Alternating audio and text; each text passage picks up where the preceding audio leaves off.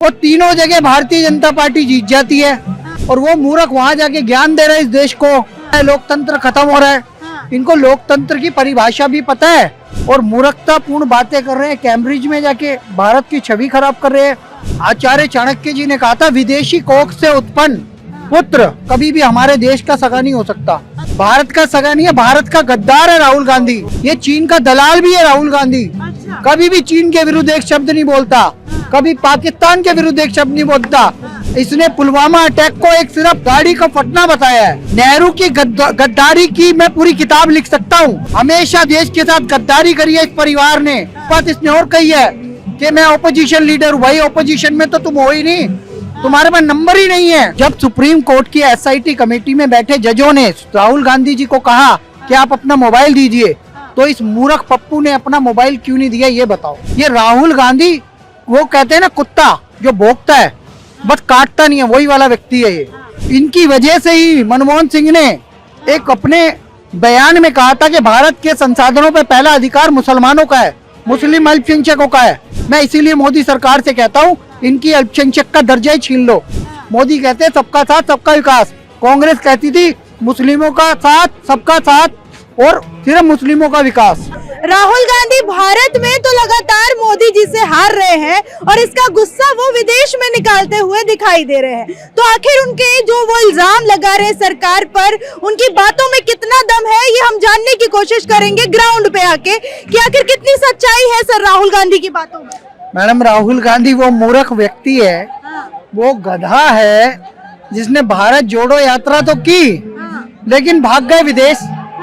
दिल्ली में चुनाव चल रहा है, सॉरी भारत में चुनाव चल रहा है। 3 राज्यों में, त्रिपुरा, नागालैंड, मेघालय, वो तीनों जगह भारतीय जनता पार्टी जीत जाती है। जहाँ की एक समय पे कांग्रेस का वर्चस्व था वो समाप्त हो गया और वो मूर्ख वहां जाके ज्ञान दे रहा है इस देश को कि भाई इस देश में असहिष्णुता है, लोकतंत्र खत्म हो रहा है। इनको लोकतंत्र की परिभाषा भी पता है। लोकतंत्र हुआ था 1975 में समाप्त, जब इमरजेंसी लगाई थी इंदिरा गांधी ने 18 महीनों की और जबरदस्ती भारत के सभी नेताओं को जो लोकतांत्रिक प्रक्रिया से चुने गए थे, अटल जी और आदि जितने भी बड़े नेता थे, जॉर्ज फर्नांडिस या आडवाणी जी या JP जी, इन सबको जेल में डाला और जबरन मीडिया पे भी प्रतिबंध लगा दिया। आप जैसे लोग भी उस समय पे प्रतिबंधित कर दिए गए थे। वो था आपातकाल। क्या राहुल गांधी जी उसके बारे में बात करेंगे? और मूर्खतापूर्ण बातें कर रहे हैं। कैम्ब्रिज में जाके भारत की छवि खराब कर रहे हैं। पहले एक जॉर्ज सोरस नाम का व्यक्ति कहता है मैं 8,000 करोड़ भेजूंगा मोदी को हराने के लिए। फिर कुछ और विदेशी संस्थाएं मोदी के पीछे पड़ी हुई हैं। फिर ये एक इटली पुत्र, मैं एक वाक्य को यहाँ दोहराना चाहता हूँ। आचार्य चाणक्य जी ने कहा था विदेशी कोख से उत्पन्न पुत्र कभी भी भारत का, कभी भी हमारे देश का सगा नहीं हो सकता। ये उसको चरितार्थ कर रहा है राहुल गांधी।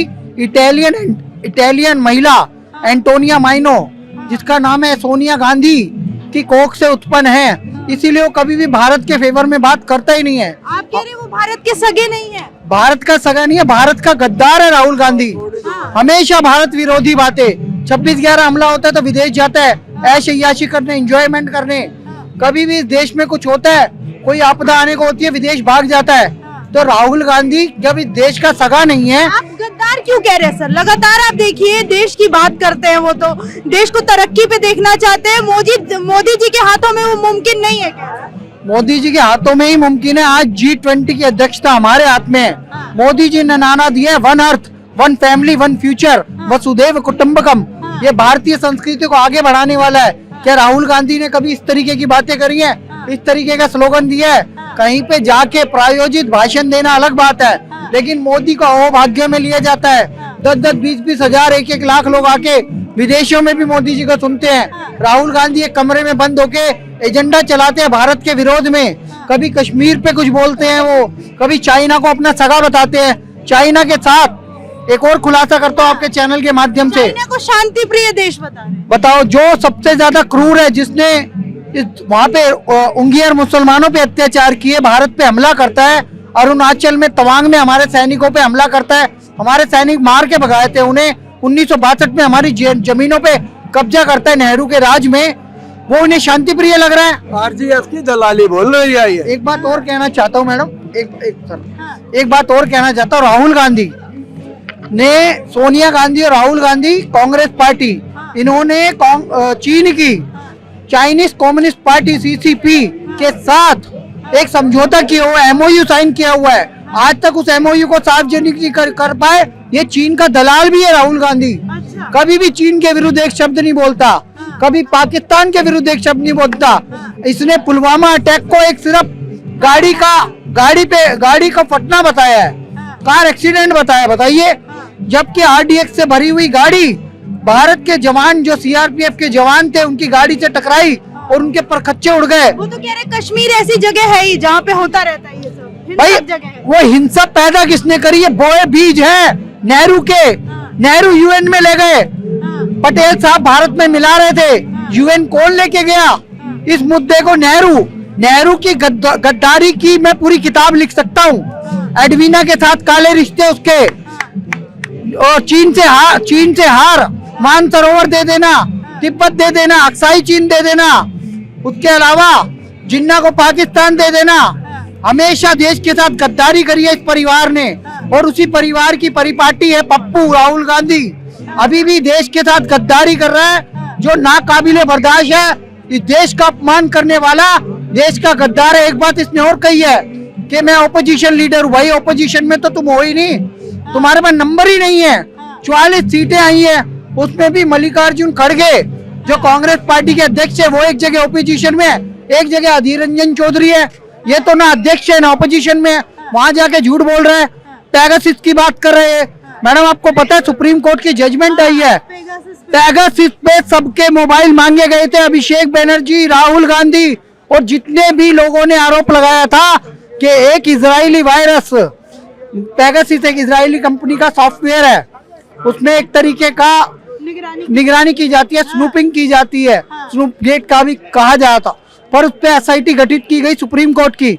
इन्होंने संसद भी ठप रखी थी 1 महीने तक, पूरा संसद सत्र बर्बाद किया। राहुल गांधी तो कह रहे हैं उनकी जासूसी हो रही है, फोन की टैपिंग की जा रही है। जब सुप्रीम कोर्ट की SIT कमेटी में बैठे जजों ने राहुल गांधी जी को कहा कि आप अपना मोबाइल दीजिए, तो इस मूर्ख पप्पू ने अपना मोबाइल क्यों नहीं दिया? ये बताओ।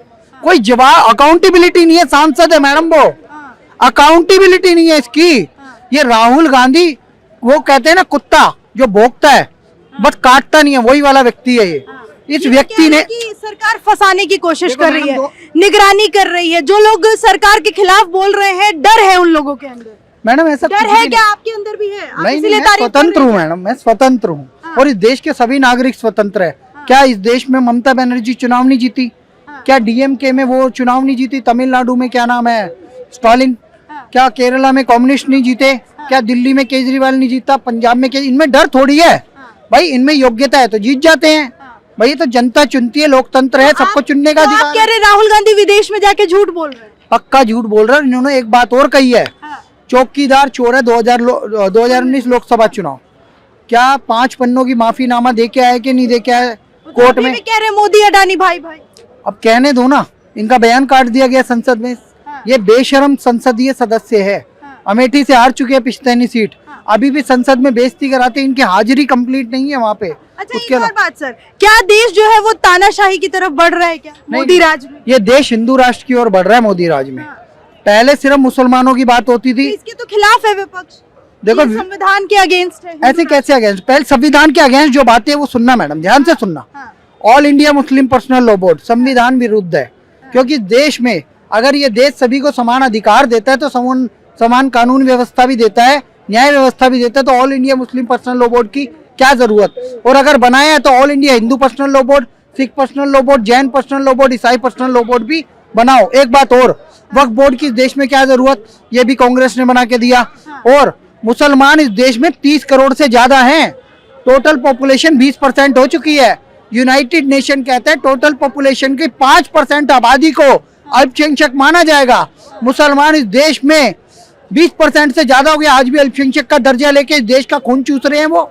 ये राहुल गांधी कांग्रेस की वजह से सांप्रदायिक लक्षित हिंसा बिल सोनिया गांधी लाई, देश का खून चूस रहे हैं, क्योंकि सारी सुविधाएं मुफ्त की वो ले रहे हैं। इनकी वजह से ही मनमोहन सिंह ने एक अपने बयान में कहा था कि भारत के संसाधनों पर पहला अधिकार मुसलमानों का है, मुस्लिम अल्पसंख्यकों का है। मैं इसीलिए मोदी सरकार से कहता हूँ इनकी अल्पसंख्यक का दर्जा ही छीन लो।